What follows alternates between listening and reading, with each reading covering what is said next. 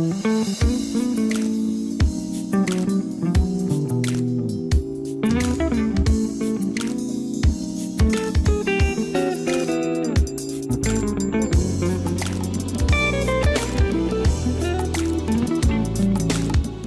morning. Good morning. I am so happy to see all of you here this morning and on this very special Sunday for our weekly SonRise Project support group call. Thank you for being here. Thank you for getting up early and for sharing your time with us in this safe space that is intended to help us as we continue to transform our lives and heal, first and most importantly, ourselves and our families. God, grant me the serenity to accept the things I cannot change, the courage to change the things I can, and the wisdom to know the difference. For those of you who have been here before, you know that's my daily mantra and the prayer that I wear around my neck every single day, and it helps me every day. I am so excited to have Danielle Boucret here with us this morning. Danielle has been here since the very beginning. She is one of our original SonRise Project resident experts, and she is a dear friend. We met many years ago through the world of swimming with our children, and we live near each other, and she has been a constant friend and therapist and all kinds of other amazing things in my life and my family's life. And I'm grateful for her giving us her time this morning. So let me tell you about Danielle Boucret. She is a resident expert and therapist specializing in depression, anxiety, grief, parenting, relationship issues, importantly, and more with her firm, which is called Hope Psychotherapy, which is in Maryland, and she offers virtual services around the world. She works with individuals and couples to help promote growth and positive change. I can speak for that on so many levels, as she knows. With warmth, humor, and a direct style, Danielle is able to help individuals find their own strengths, understand their challenges with compassion, and use this knowledge to improve relationships through effective communication. We were just talking about that this morning, and I love it. With children and adults, she treats primarily anxiety, depression, and stress management. She uses mindfulness techniques. She uses cognitive behavioral therapy techniques, and she does a ton of marital counseling, which I learned this morning. Also, Hope Station is Danielle's unique online community to support Black women through mindfulness, positivity, and hope. And so this morning, Danielle is here with us to talk about this really important topic that I'm experiencing now, and I think many of us on this call may be experiencing. It's this notion of empty nesting. And, what does life look like when our children, may move out of the home, whether it's to go to the armed services or whether it's to go pursue their passion or go to college or whatever it may be. What is empty nesting? What is it all about? How do we work through it? It's a major change for many of us. And I'd also love, as you present, Danielle, to think about this notion of what happens if our children, we think we might be an empty nester, and yet we're not. Our child decides, our adult children decides to either stay home or come back home, which is often the case. So welcome this morning. So happy to have you here. I'm going to turn it over to you to talk about this great topic this week. Thank you, Kelly. I appreciate it. I haven't been here in a while, but for those of you who have been calling in, I have been here a couple of times. So thanks for having me back.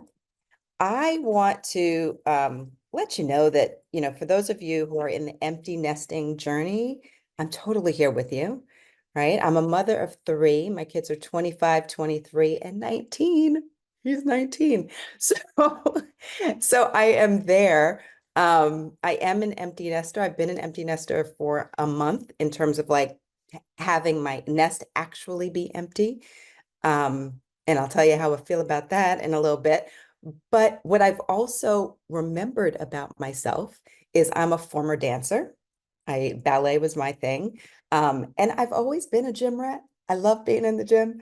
So I've had to kind of reclaim that as well. So, of course, I will ask you to reclaim something today. I So used to I be a want gym to, rat too. I'm just did smiling you? because it makes me feel like, oh yes, that was once it was a part of my life that I loved. I And it know. doesn't mean I can't get that back. Like I there's know. always a new possibility and a new day to hop back Yeah. in Yeah. there. And it won't look the same, but it's, Right. because Lord knows I will never look that like I did back then. But But we could. I'm saying we could. I'm gonna okay, claim it. We have till next summer. we'll Anyway, do I don't want it. to digress. We'll do it. No, but empty nesting rather, it's real, y'all. Like it's one of those things that people kind of brush off sometimes, right? Or they feel bad for it. They don't talk about it much, but it's by definition, it refers to the grief that we go through. It's grief because it's a loss, right? So when our children leave home, we feel that loss. And quite honestly, it's more heavily felt by women just because we're usually the primary caretakers. But it's also felt by men, and it's actually compounded by the other stuff we're going through, whether it's retirement, menopause, or menopause, or even taking care of our parents who are, aging, and for some of us declining, right? We're going through a lot of stuff at the same time. So the phases of empty nesting is that grief, that sadness that you feel at first, right? And then suddenly you get into this place where you feel relief. Fortunately, unfortunately, sometimes that comes with guilt for feeling relief, right? And eventually we get to this place of joy where you've redefined yourself and or reclaimed what you had before and you're moving forward. But there is no timeline on this, y'all. It takes the time it takes. Um, Before we get into what to do about it, I want to talk about some misconceptions. So the word on the street is a couple of things. First, that empty nesting happens when your children graduate from high school. False. It is not just when they graduate from high school, right? I tell people I've been empty nesting for a solid 10 years, right? Because the minute your kid starts high school, right, your thoughts start going, oh my God, once they've adjusted to their freshman year, you're like, oh my God, they're so grown up. And then that means that they're about to apply to college. And then that means that they're going to leave. Right. And so we go through these experiences when they're in high school and we're proud of them. And yet we also start getting that ick, that fear that they're going to leave. The other misconception is that empty nesting is one moment in time, like it just happens, right? It does not just happen. Like I said, my journey's been 10 years because I have 3 children, right? And it's not linear. Kelli, you mentioned earlier, like sometimes kids after college or after being away, they come back home, right? So I say my nest has been empty for a month, but I had my first one started high school in 2013, right? So that's why I say it's been about 10 years. She graduated in 2017, but as my second one left, my first one came back. And so I had the first and the third home for a while. So there was still some hustle and bustle, right? And just last month, I moved my oldest to Denver and my youngest to upstate New York. And I came home and I was like, what the heck? So it's been 10 years, but I finally am at that place where the process really begins. Um, the third misconception is that empty nesters don't worry about their kids anymore. That is the farthest thing from the truth. Now you don't see them come home every night, right? Now you don't see, hopefully come home every night. Now you don't see them going through when they're upset and you can't tell, you know nothing, right? Unless you know what they give you. Even those that stay in touch with you, right? You're only hearing what they want you to hear. It's an anxiety provoking place to be. The other misconception is that parents who enjoy empty nesting didn't value parenting. And this is the thought that usually comes in place when we're talking to other people, right? There are some people who don't handle it well exteriorly on the outside, right? And they're crying and they're doing all the things.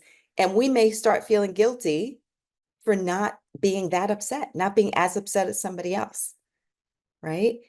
just because you're not falling apart does not mean that you're not upset or that you're not going through some stuff. And then the last thing is that empty nesting makes couples drift apart. It is not the empty nesting that makes couples drift apart. It's the fact that maybe you didn't take care of the relationship over the 18, 20, 23 years like you needed to, right? You put your kids first, you put your work first, you put your friends first, right? But you didn't really take care of the relationship like it needed to be taken care of over the years. And so it becomes more apparent when you have more time. Okay.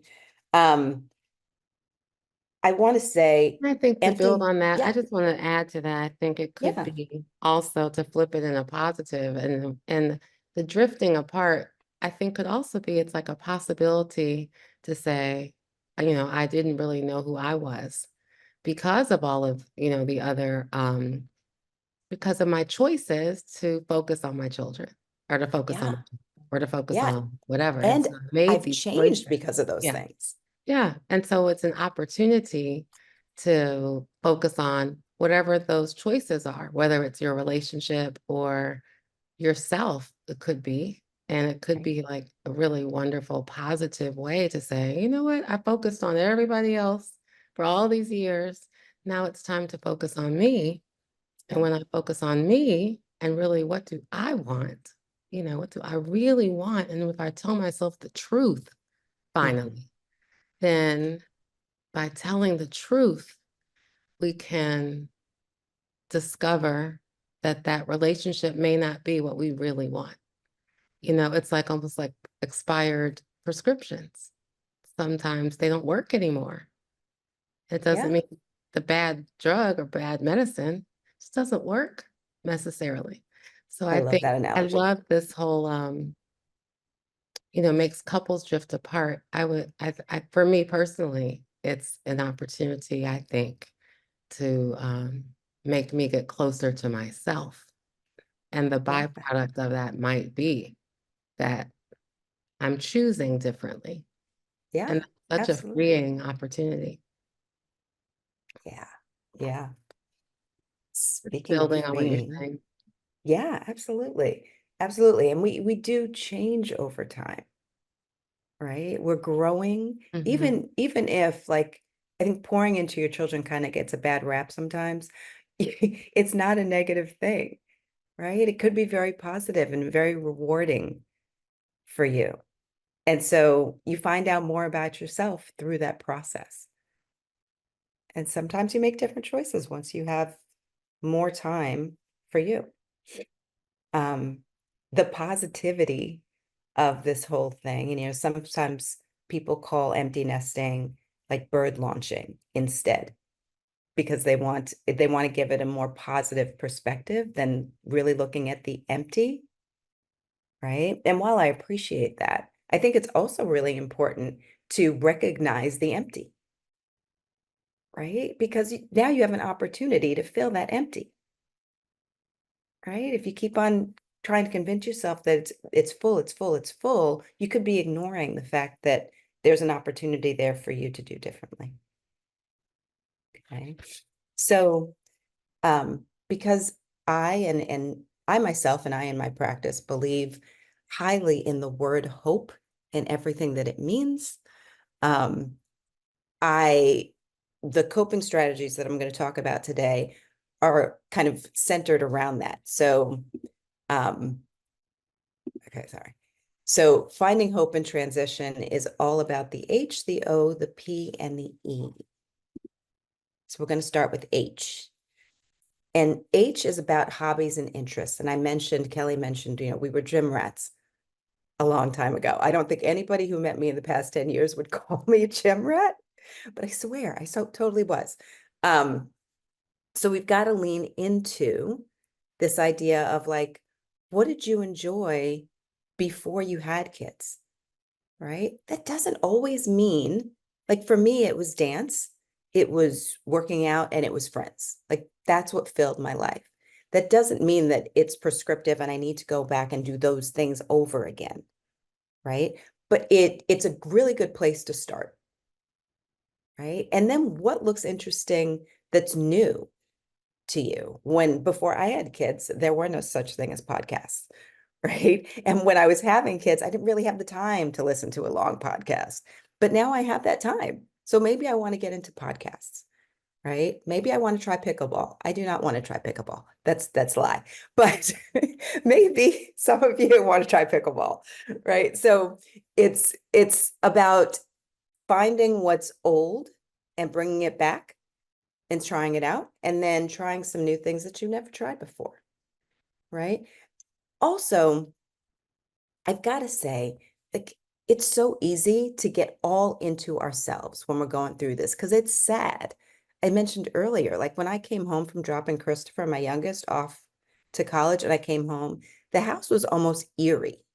Like it was so quiet, right? And it's not that Christopher was very loud, right?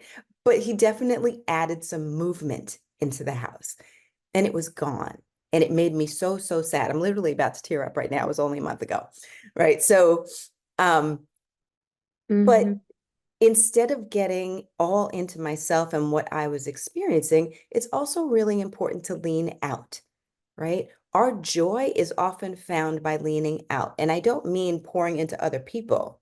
What I mean is doing things like volunteering, right? Getting together with friends and listening to what they're going through and helping them process some of the stuff that they're going through. So giving of ourselves can also fill us up with joy. So I don't want you to discount the the the importance of not always sitting in the feelings that come, or the negative feelings that kind of come with empty nesting sometimes, right? And then I want to share with you like the importance of creating a vision board. And yes, I'm a little crafty. So doing a vision board is like arts and crafts for me too. But it's important to know where you want to go so that you can figure out what you need now to get there, right? And it doesn't mean that you're committing to those things, but the it allows you the ability to dream. So I want you to try and think about what you've been wanting to try or get back to, and what that kind of you version 2.0, 3.0 will actually look like, and allow yourself to dream a little bit. And while you're doing that, I want to share with you, this is my vision board. It is obviously I like warm weather, right? So I want to travel, and I want to travel with my girlfriends, right? And I want to build my forever home. And I want to, you'll see at the left, there's these young women stretching, right? That is me and getting into dance. I remember when I was dancing, it wasn't about the performance. It was about having control of all the muscles in my body and how empowering that was for me, Mhm.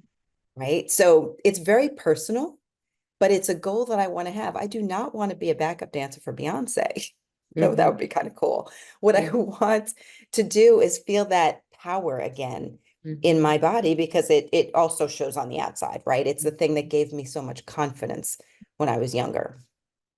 Um, and my favorite movie in the world is Love Jones. So you'll Mhm. see Nice. that I also, like Neil Long in the movie, had this group of friends that were so artistic and so cool to me, right? I want to surround myself with people that are also like kind of chill, but also really cool and creative. Um, and then Neil Long and her friend down at the bottom left, I want to reconnect with my friends, right? Not in a way that's like, hey, how you doing? Okay, good, I gotta go, but really connect. Um, Yeah, and bottom right is my car. I That's love it. that's my that's my Audi that I want to have one day. But it Nice. it is it is there is no judgment on the vision board, Mhm. right? People are like, you have cool friends, and I have cool friends, but I want, if I'm going to meet new people, I want them to be that chill, give me that relaxed vibe, Mhm. right? Mhm. So when I meet new people, that's how I will look at them and look for them. Mhm. Okay. The O, the O in hope is about open communication, which requires us to be vulnerable. And this is about like, if you feel sad one day, call somebody and tell them, right? You don't have to hold it all inside, right? If you're scared, if you've got fear, well, what is my kid doing? Where is my kid? I personally, and I'm glad my kid's not on this call, right? I track his location. So I know where he is, but I don't know what he's doing, right? Mhm. And so it still comes with this fear of like the unknown, and that's scary. And so sometimes I need to get that out, right? As Mhm. opposed to holding it Mhm. in. It's about really embracing that feelings wheel. And for those who have heard me talk about this before, feelings wheel is my jam. The feelings wheel, for those who don't know it, like definitely just Google emotions wheel or feelings wheel and it comes up. But it's about learning to how to express ourselves to people differently, using feelings words. This is the feelings wheel. So I'll sit in it for a minute. But for those who haven't seen it before, the middle circle, the angry, sad, alone, are your simpler emotions.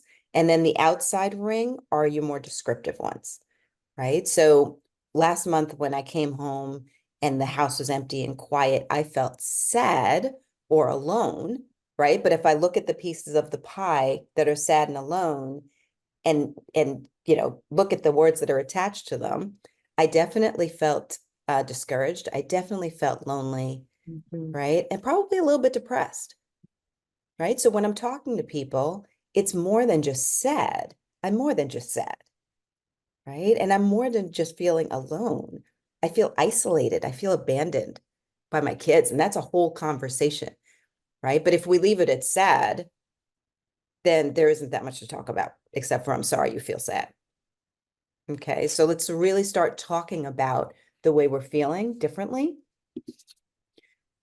We can expect with empty nest syndrome that there'll be sadness, that there'll be depression, there'll be loneliness and anxiety. Those are very typical, right? A loss of purpose, which is why we lean into doing and trying new things to see what our purpose is.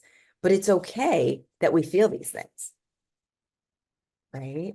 I want you to really like sit in it for a minute. And when you're talking about it, tell people, I'm feeling sad or I'm feeling lonely, and this is why, and maybe even this is what I need from you, which is where that vulnerability comes in, right? I need to connect maybe with my mom or my best friend. Like, can we talk every Sunday for a while till I like get through this hard part, right? I need my people, and that's okay. That's all right. Um, I want to take this opportunity though to say that if you find yourself feeling really sad or really depressed in a way that it's getting in the way of you functioning, right? It's okay to lean into therapy. And I know I'm a therapist and that seems a little self-serving, but you don't have to be in therapy forever. Sometimes it's just about getting over the hump, and Mhm. then you have the tools you need and it's a wrap, right? You can Mhm. move on and get through these phases of empty nesting and get to your joy, get to your fulfillment, Mhm. right? But sometimes you just need a little help, and that's okay, Mhm. right? Mhm. And just Okay, to add to that, I yeah. think therapy is critical. I do. And I think there's different types of therapists, different types of coaches, and, healers and sound bath people and all of that. But I also think if you get that last one on your list that talked about feelings of hopelessness, if it really does get to that point and there's and there's any sort of suicidal ideation, it's Suicide Prevention Month. So I just want to say, 988 is this incredible new tool that was put in place by the government 2 years ago. So it's three numbers. You can text or call 988, and there's live, humans that are Mhm. available to talk right then and there well, because you might not be able to get a therapist appointment at that second. So it's important to have that resource as well. It's 988. And millions of people have used it. And it's what I've been told is it's a really phenomenal number and resource and tool to tell everybody to hit 988. Or if you think somebody's in crisis and may need some help and you don't know what to say, you can call and get advice. Yeah. Yeah, it's really helpful and really easy to access. Mhm, mhm. Um, yes. So, as I said earlier, I'm a relationship therapist, right? So, sometimes the people that we turn to or can turn to are right next to us, right? And they're going through a lot of the same things, though they may present differently, right? If you have a partner, right, talk about it.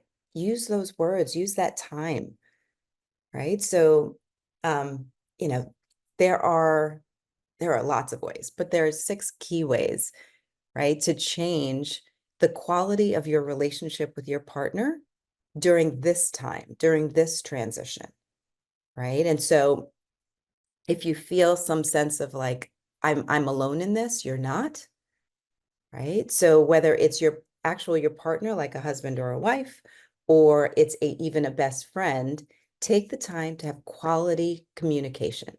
And what I mean by that is take the time to go deep, not just what do we have to do today or what's up, but use those feelings words. Sit and talk about how you're feeling, what you're thinking that's causing those feelings, right? You might not even realize what you're thinking, right? Right now, I feel really alone. Why do you feel alone when there are many people around you? Like to really dig into that, um, you have to take the time, right? You can't, it's not a passing conversation in the kitchen. It is a let's sit down and talk. I highly recommend that you do it like regularly, something you can depend on. So whether, like I mentioned earlier, like every Sunday, let's chat, right? It's important to commit to that, whether it's in the relationship or the friendship, to really be able to depend on it so that if something goes awry on Wednesday, you know that you have this space on Sunday to really process it. Okay. For those in relationships, weekly dates are really important, right? I'm a little bit older, right? I might want to go out and put my makeup and my lipstick on and get really dolled up. Wow, that made me sound really old, dolled up. Sorry. But put the lipstick and khakis on and get to moving. Go out to a nice restaurant, go out to a movie.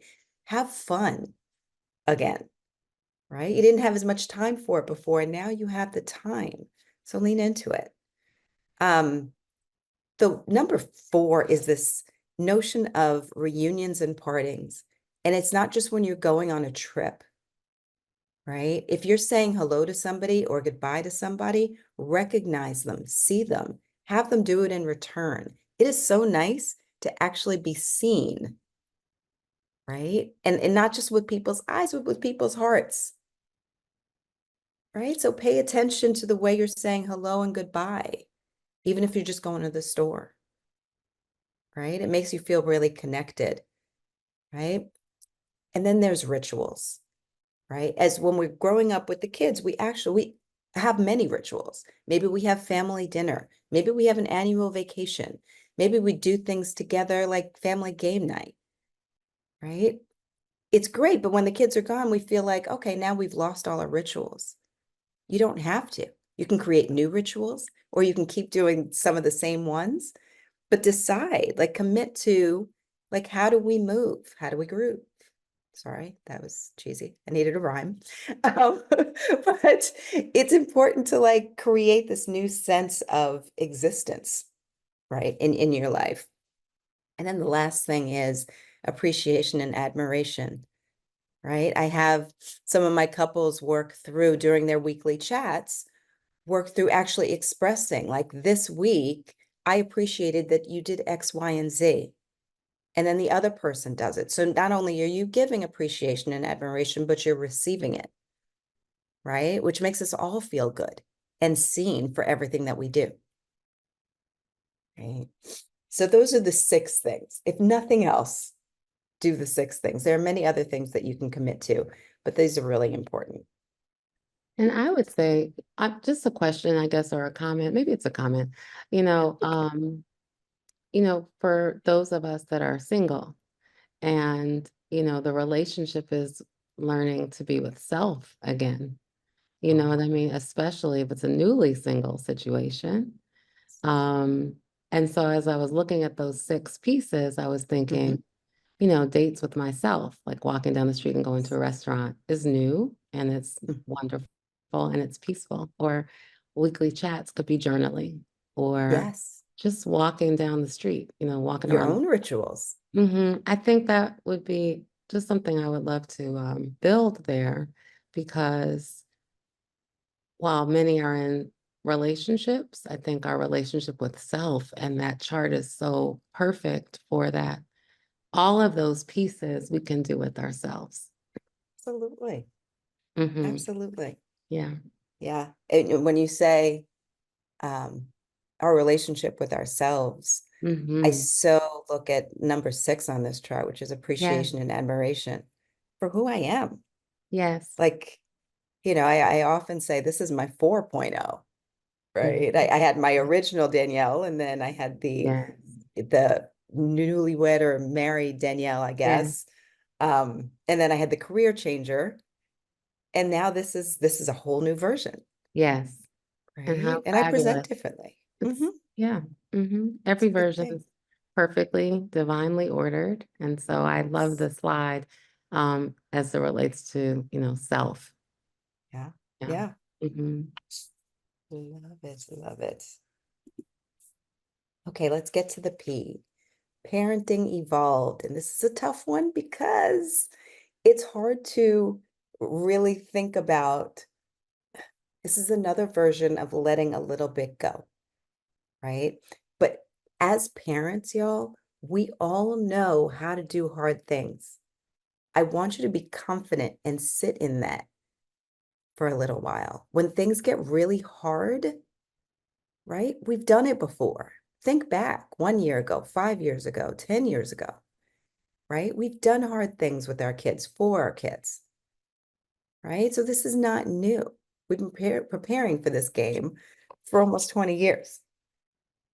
Okay. Parenting evolves.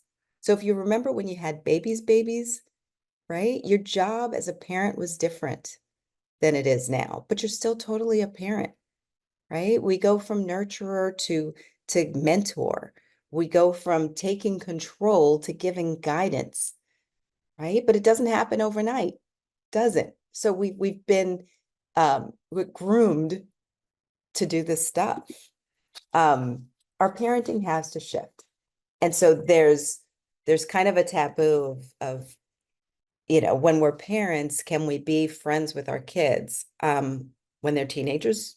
No, not really. Not really. We're doing other things, right?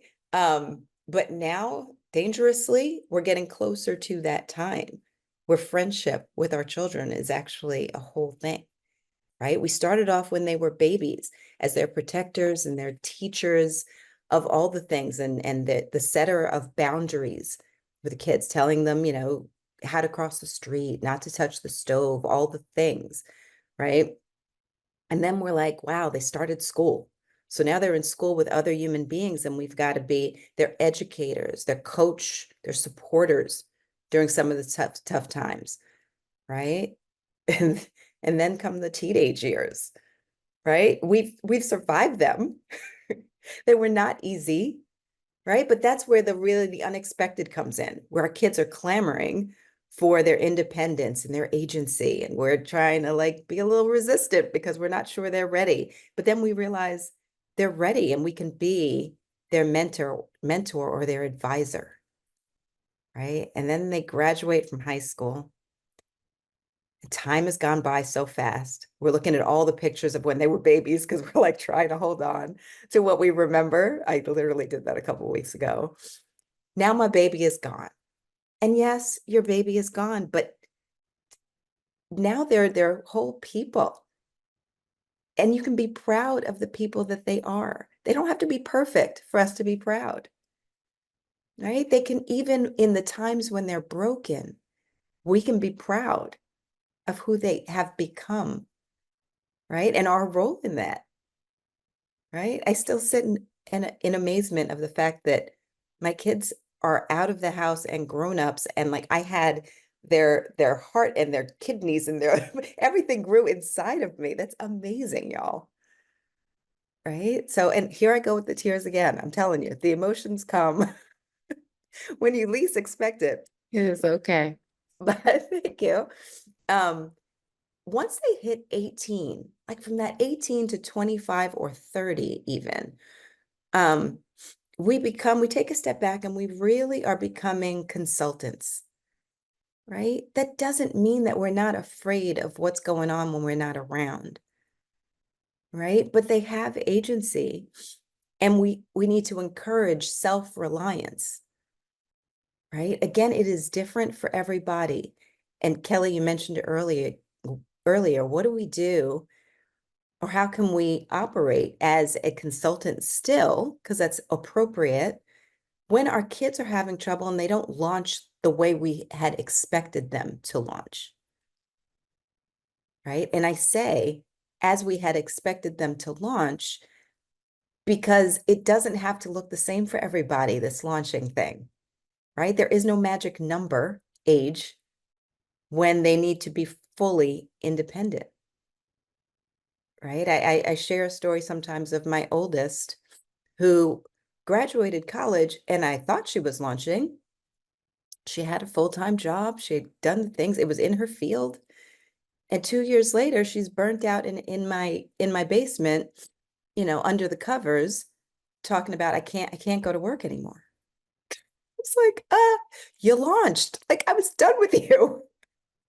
And she reverted back, right? And so I had to shift, but still show her mutual respect because she was 20 something years old, right? It's not easy.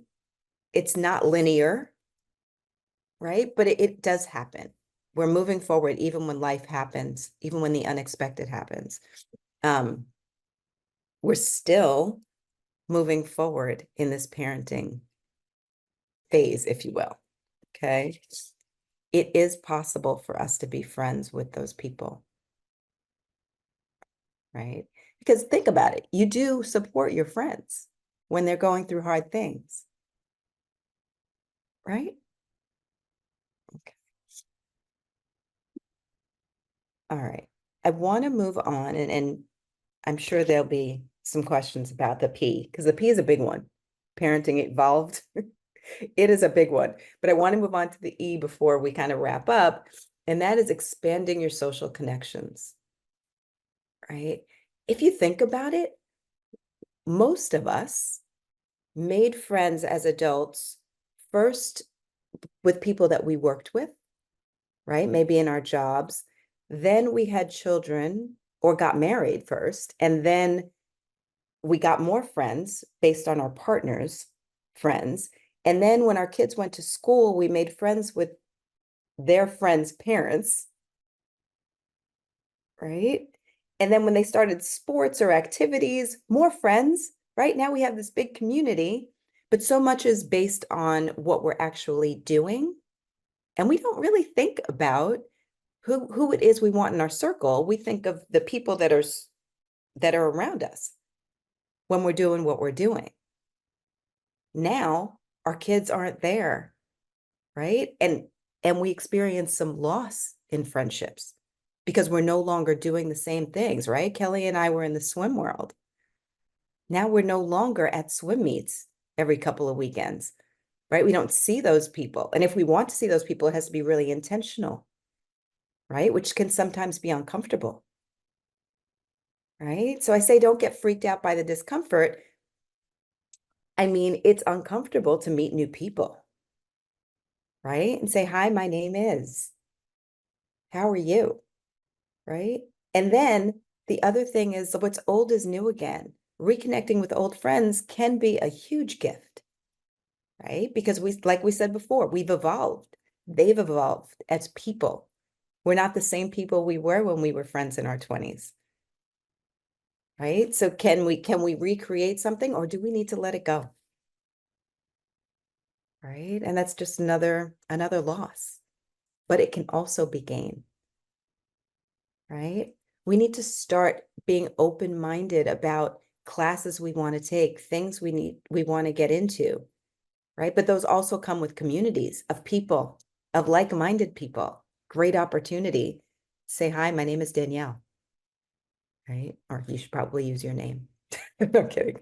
And then the last piece is finding a way to volunteer, give back, step outside of yourself, right? We have so much to offer, both our hearts, our resources, all of it, right? Don't be afraid to go out there and give back and volunteer. Okay. I want you to think about, and this is my cute little stick figure, who do you want to be in this version? But then also, who do you want in your company? Right? I mentioned earlier my Love Jones picture, right? Energy is really important to me, right? Unapologetically. I want people who are a little more chill, a little less type A. I have enough type A in me to like move on. I want people who balance me out a little bit. Right? So that's who I'm looking for when I go to that cooking class or when I go on my run, right? I'm looking for people who are a little bit more relaxed. And so that is a new way to think about friendship, Yes. right? They're not people who just are where we are. Okay. I want you, maybe not right now, but I want you to write down attributes you want in your friends, in your people around you, right? And then highlight the things that are absolutes, right? We've got to be really intentional with the people that we choose to spend our time with. And when we have experiences, go back to that list and be like, okay, maybe that wasn't as important to me as I thought it was. Or maybe I need to add this other attribute because that is really important. Maybe I need somebody who's loyal. And that's a non-negotiable, right? I want you to assess your current village, right? And I want you to ask yourself, who's actually a friend, right? And because my personal attributes for friends could be very different from yours, but neither one is wrong, right? So who are my friends? Smaller bucket. But then Mm-hmm. who are my acquaintances? Who are the people that I just want to hang out with sometimes and have a good time with? I'm not going to tell them all my feelings and all the things that I was talking about earlier. I'm not going to be necessarily be vulnerable, but I can still go out and have a good time with people. And that's going to make me feel a part of something, right? That's going to bring me my joy and my hope, right? Acquaintances get a bad rap, y'all. They're the people who fulfill us on the day to day, right? Our friends are the people that really fill our soul, Yeah. right? I think Yeah. it's awesome. I want to make sure, Danielle, we have time for a question or two. Yeah, yeah. I really appreciate all of this that you've shared with us this morning. And I want to make sure that our callers, our village people that are here this morning, if they have a question or they have a thought or a comment, that they have time to do that. And they can come off of, if you're on your phone, you can hit *6 to come off of mute, or if you're on Zoom, of course, you can click the unmute button. We have a little more time. Just want to make sure that people can comment or ask a question. Anyone today? Any thoughts, questions, comments? Hi, yes, I have a question. What if you have um, an adult child who, who you put them through college and they kind of had that failure to launch. They're back home and they've been back home due to some mental health issues, and therefore it doesn't, you're not really sure when they're going to actually launch because they've not only with their mental health, but they've been, um, experiencing failure at jobs. Either they get fired at jobs, so they're never able to truly, um, build up and a savings where they can get out on their own, or if they did try to get out on their own, they self-sabotaged it where they couldn't move in because they got fired or something like that. So just trying to figure out because we've never actually experienced empty nesting. I'm a caregiver as well, and so it's been a transition that has never actually transitioned. Yeah. Yeah. Um, So your child, right, is Hmm. on their own timeline, and it's hard to accept that, right? They will launch. At some point they will launch, but it really doesn't change. Like, it doesn't change the way you show up in their lives, right? I mentioned this idea of being a consultant, or what's the other word I wrote? Yeah, I don't remember. A consultant in their lives, right? And a friends with them. Showing up that way is still really critical, right? So when you say they've tried and they've failed, right? To sit with them and say, okay, what worked and what didn't work? What are you looking for? Like, what are your hopes and dreams? To like take the time during maybe one of your family weekly chats or your weekly chats with them to really try and help them figure it out, almost like you would a really good friend, right? But of course, you have a lot more invested here. I do have to say, though, right? Physical and mental health come first, before this idea of launching, right? So we've got to also simultaneously take care of their health, right? But at the same time, try and help walk them through the analysis of what's going on. What's working for you? What do you want? Right? And if you get an I don't know, then what are we going to try? Does that make sense? I talked earlier about the whole being friends with them, and being friends isn't about like going and having drinks together as much as it's about really being there as a support for them. Does that clarify that notion a little bit? Yeah, I get that part. It's I think, now she's 30, right? And Okay. so it's like, when does that happen? Because a lot of the other things you talked about, of reconnecting back with yourself or with friends and doing a lot of things, sometimes that can be a little bit more difficult when, you have um a continual type of unlaunching that doesn't seem to take place, right? And whether it is trying to manage a crisis of their mental health, or something else. Like I said, I'm a caregiver as well, and still running my business. So it's a lot of moving pieces. And Yeah. so just trying to see how to fit in the acronym of HOPE, when it comes to, the empty nesting experience, because I look forward to it. I don't know what that's like. I don't have a lot of friends who are there, but it seems like we have just not done that yet. So, yeah, that's Yeah. all. It is not easy. It is not easy. And a lot of us who are, even like, for those of us who have empty nests in regards to our children, a lot of us are also caring for aging parents, whether they're aging and have to move in with us, or aging and we're worried about them, because they are holding on to their agency, whether it's driving or living alone. Um, it's a lot to juggle, right? And so I don't ever mean to imply that empty nesting is like this freedom. It is not. It's a reinvention, but it is not necessarily like woohoo, kicking your feet back, right? There's still hard stuff. There's still hard stuff. And if your 30-year-old daughter, right, sees you trying to lean into your own reinvention, right? A lot of times kids respond to what they see even more than what they hear. Maybe that will encourage her to do things a little differently too, right? Uh, there's no magic solution. There's no magic recipe to all of this. We do what we can when we can do it, right? But if you're given the opportunity to do some of these things, um, you should definitely take it.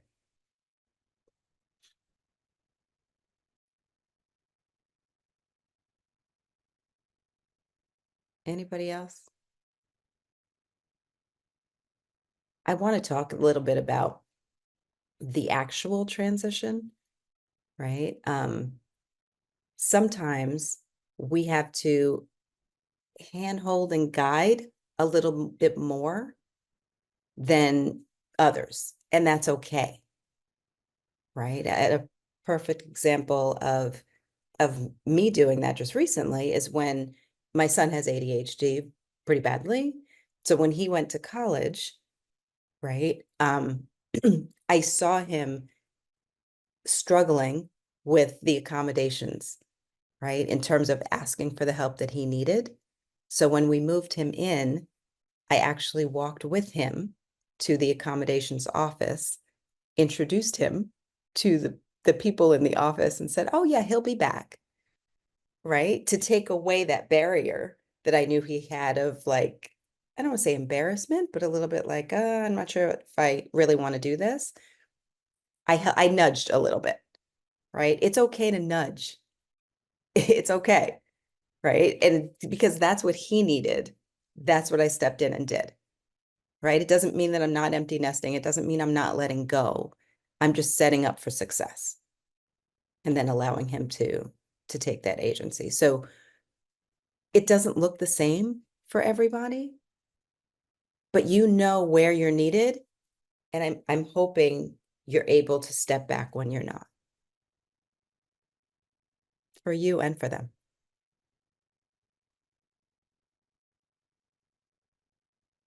Thank you. You're welcome. Anybody else? I think Kelly had to step away. So you can just take yourself off mute if you want to say something.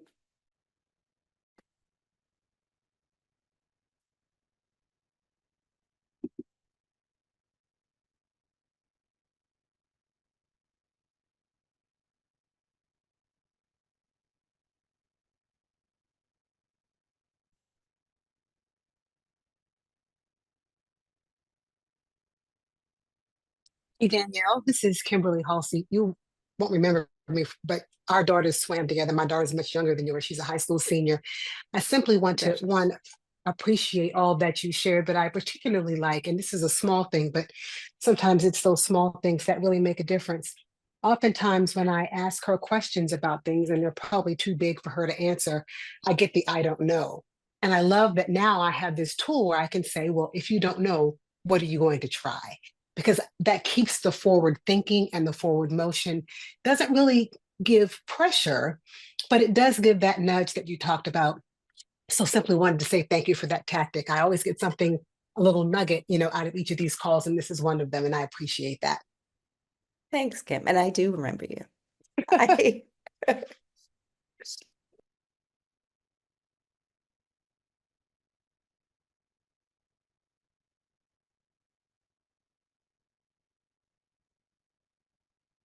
Hi, Danielle. This is Dr. Vicky. I work with Kelly Hi. at the SonRise Project. Thank you so much. This has just been so informative.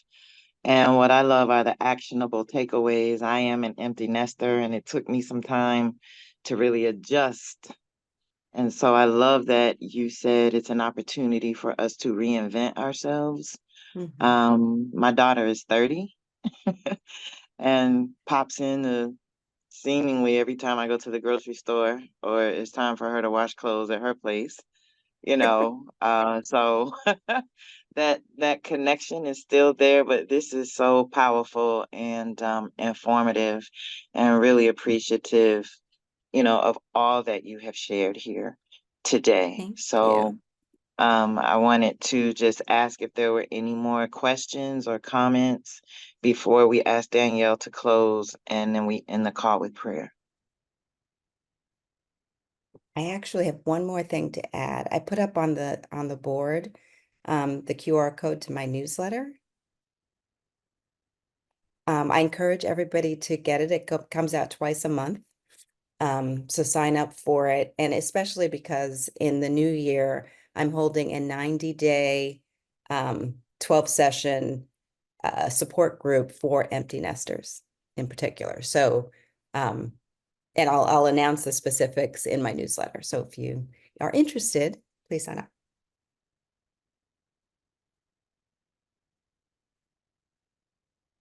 I just stepped away for a hot second, but I heard that. And thank you, everybody. It's always a pleasure to have all of you. And that picture is fabulous, Danielle. Always gorgeous. Um, Joy. it feels like joy and Yeah. sunshine. That's what it feels like. So Danielle is sharing her QR code for more information to sign up for her newsletter. And I appreciate you being here this morning. Thank you for sharing. you. Thank you for everybody for your participation as well. And I'm going to turn it over to Dr. Vicki Johnson, who will show us out with a beautiful prayer this morning. And thank you again, everyone. Have a beautiful day. Dr. Vicki? Oh, there you are. I'm here. Yep, I'm here. Thank you. Danielle, was that it for you? That You was. good? Thank you. Mhm. Okay, awesome. This has been phenomenal. God, we thank you for this beautiful day, another opportunity to come together to receive wisdom, information, inspiration to help us be better people and better parents. Thank you for Danielle and her expertise, her wisdom, her insight, and for the work of her hands. Continue to be a blessing to her and all that she does. Bless her and her family. We thank you for Kelli and the SonRise Project, and to every person who has joined us, whether live or on the replay that makes up this community. We're so grateful for your grace, for your favor, and for the wisdom that you so freely give to us as we go out into the world to be a lighthouse for others. Bless us as we go further into this day. Keep us safe. Bless our children. Bless every household represented on this call. And we give you all of the glory, honor, and praise for these things as we become more and more like you in our lives in every way. In Jesus' name, we do pray and give thanks. Amen. Have a powerful day, everyone. And again, thank you, Danielle. This was awesome. And I Thank agree you. with Kelly. The picture is exuding joy. Joy. Absolutely. Thank Thank you, you. thank you, thank you. Love you all. Have a great day. Thank you Have a so good much. one. Thank you.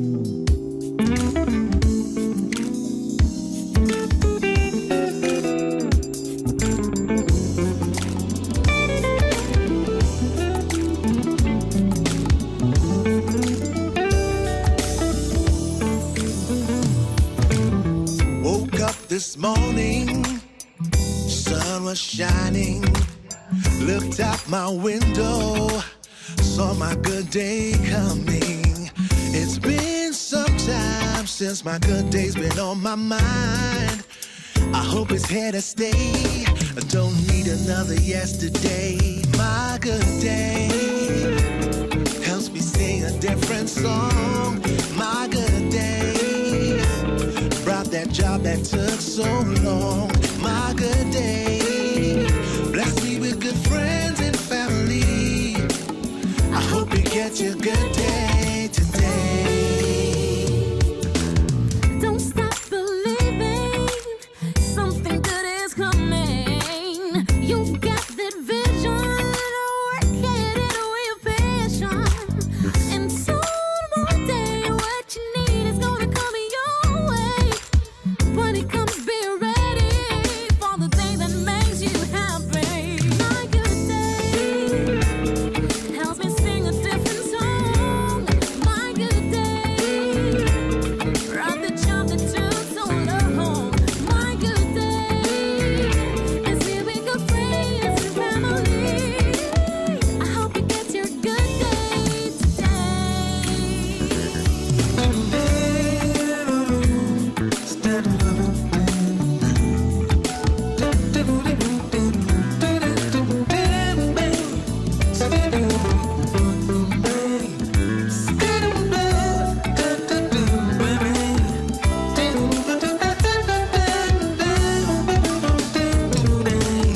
I see your future See your future looking brighter. looking brighter. The only way to cope is never give up hope. It will get better. You ain't born to be a failure. Dust yourself off and say,